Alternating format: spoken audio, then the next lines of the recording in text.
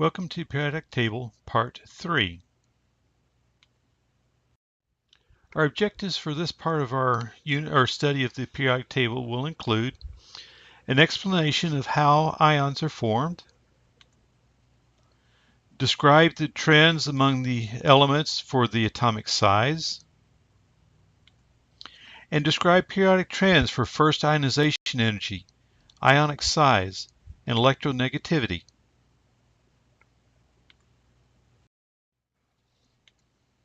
Now, if you look at the periodic table, and we're just going to look at the representative particles right now, you'll notice that group 1A has 1 electron in its valence shell.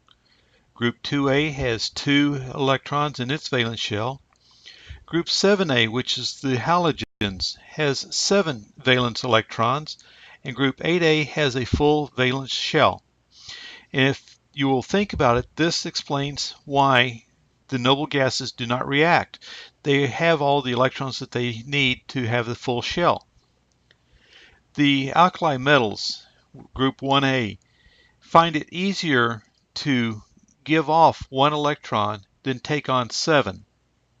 And so when these form an ion, they're going to give off 1 electron. Group 2A likewise finds it easier to give off 2 electrons than take on 6. 3A finds it easier to give off 3 electrons than take on 5.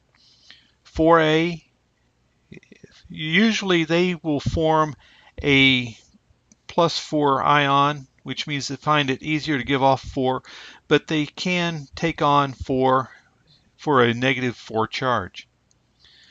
6A, 5A, 6A, and 7A. These have more than half the valence shell filled, and so they find it easier to take on electrons to fill that shell. Nitrogen, for an example, will take on 3. Oxygen will take on 2. Fluorine will take on 1. So these will have more electrons than protons, giving them a negative charge. That's how the ions are formed, by the movement or transfer of electrons from one element to another, from one atom to another.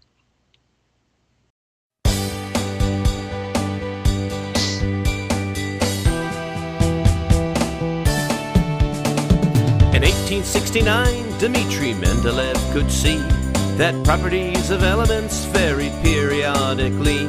As atomic number increases, the properties repeat in a soothing rhythmic pattern that can form a funky beat. The elements we know about, they number 114. Some in quantities so small that they've never been seen. Most are common elements that are far and wide dispersed, but all of them together make up all the universe. Elements in group 1 are called the alkalis. They explode in water and are of very tiny size. They love to lose electrons when they form a bond. Of these reactive atoms, I can say I'm rather fond. Group 2 elements are often called alkaline earth. Calcium's been building bones since well before your birth.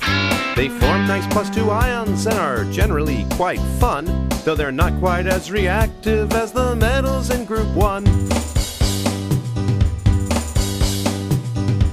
Since 1869, every one of us could see that properties of elements vary periodically. As atomic number increases, the properties repeat in a soothing rhythmic pattern that can form a funky beat.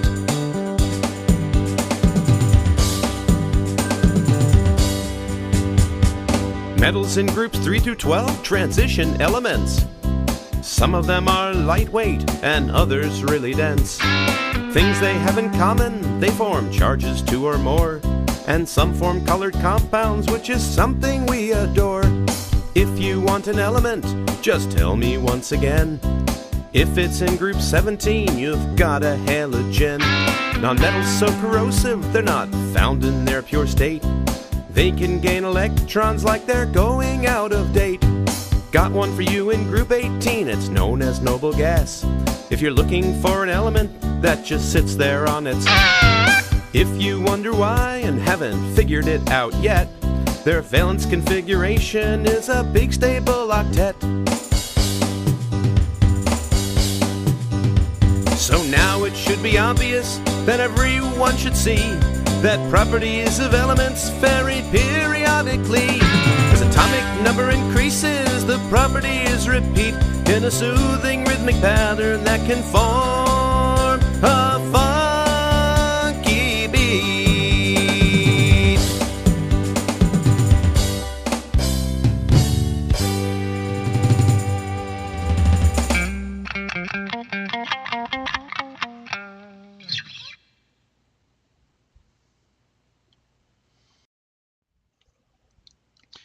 Now, there are several trends that can be seen in the periodic table. These would include things such as the atomic size, ionic size, ionization energy,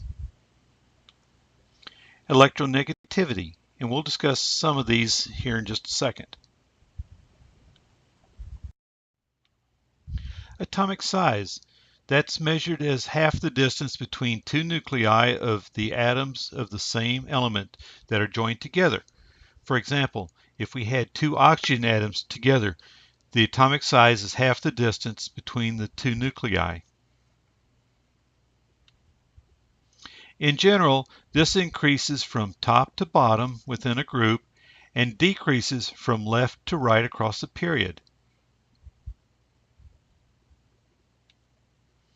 The increase in the positive charge of the nucleus pulls the electrons in closer to the nucleus itself.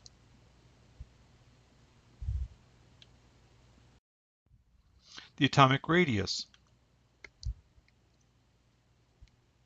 As you look at this chart, you will see that there is a cycle, increase in size down to a decrease. Increase, decrease, a cycle. Sure, just like in all areas of science, you are going to find some exceptions to the rule, but the overall trend stays and holds very well.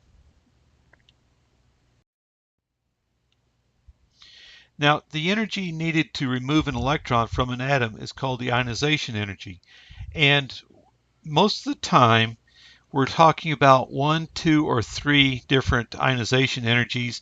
Each one is increasingly more than the one before it. So for this class, and for right now, we're just going to talk about the first energy level. In general, the first ionization energy decreases as you move from the top of the group to the bottom, and it increases as you move from left to right across the period.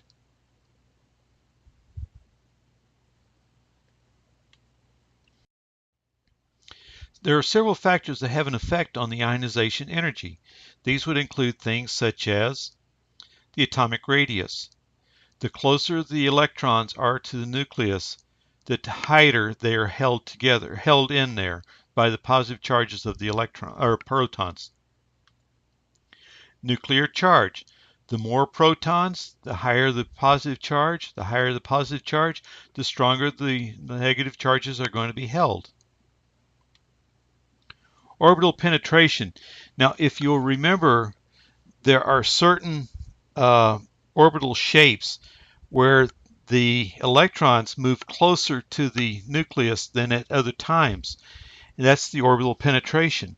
So the closer they get to the nucleus, the tighter they are held. And finally, the shielding effect of the inner orbitals. Now, think about this. The nucleus is like a sphere, and it's got electrons on the outer edges of this sphere.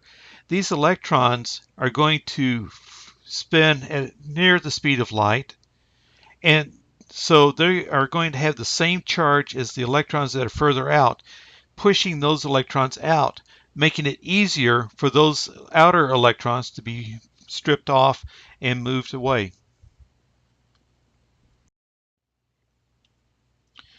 Ionic size, that's the relative size of an ion. Remember, we're talking about a particle that has a charge. Cations tend to be smaller than the atoms from which they are formed. As the atom loses electrons. Those remaining electrons are pulled in closer to the nucleus by the overwhelming positive charge of the protons. Anions, on the other hand, are larger than the atoms from which they form. As we add electrons, they tend to repel each other and push each other further away from the nucleus. The ionic size tends to decrease as you move from left side of the periodic table to the right across the period, and increase as you move from the top of the group to the bottom.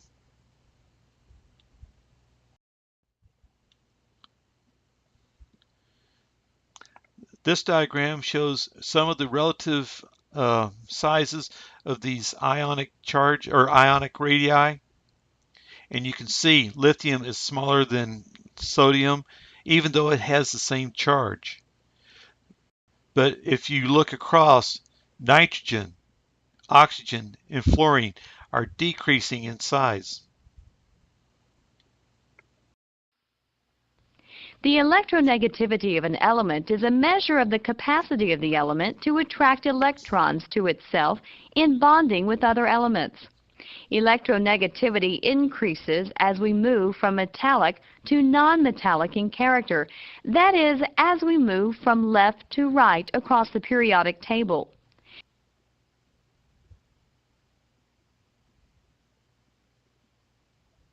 In the first long row, we see a gradual, though somewhat uneven, increase in electronegativity as we cross the first transition element series.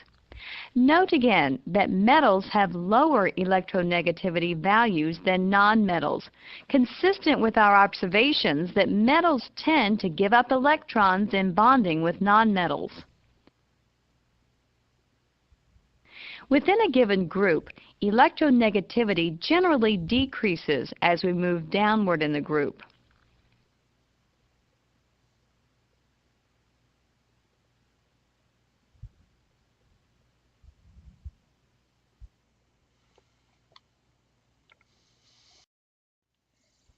Electronegativity, the ability of an atom to attract electrons when the atom is in a compound. In general, as you saw in the video, electronegativity decreases from the top of a group to the bottom, and it increases as we move from left to right across the period. This means that the element fluorine is the most electronegative of the elements.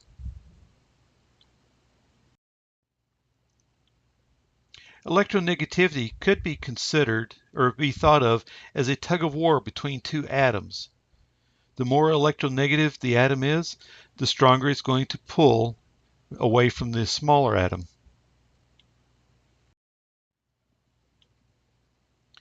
Here you see a diagram showing a three-dimensional representation of the electronegativity of the elements.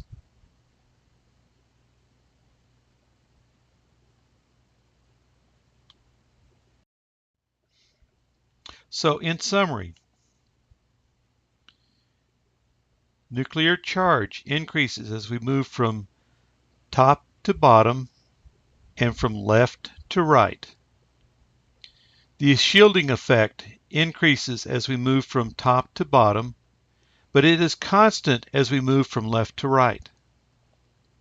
Atomic radius increases top to bottom. It decreases from left to right. Ionic size increases top to bottom and from left to right. The ionization energy decreases as we move top to bottom, and the electronegativity decreases as we move top to bottom, left to right. The ionic size for the cations decreases as we move from left to right, and it decreases for anions again as we move left to right.